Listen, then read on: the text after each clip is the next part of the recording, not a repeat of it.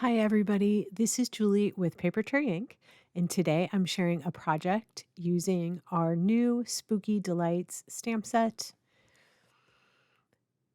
If you check out all of those products that we're using today um, to make this adorable little Halloween scene, I used the brick wall stencil. I love this stencil so much. It is so fun to use and easy to line up. So now I'm just adding a little bit of a shadow.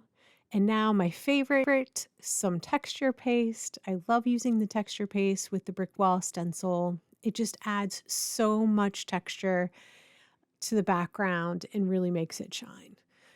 Here, I'm putting together the little barn doors. I love these doors so much. I love this set so much. It is so much fun to use. I was really surprised when I started creating with it. I didn't expect to love it as much as I did, I guess. There's so many little bits and pieces, and it's so much fun to create this little scene.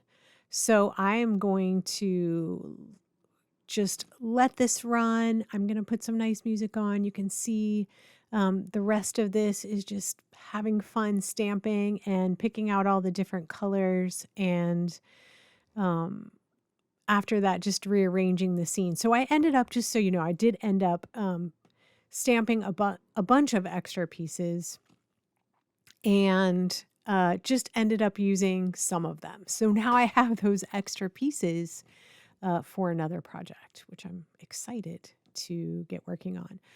You see me, in all of my videos, I pretty much stamp. You see me stamping once, but oftentimes I'm stamping 2 or 3 times to get the color that I want.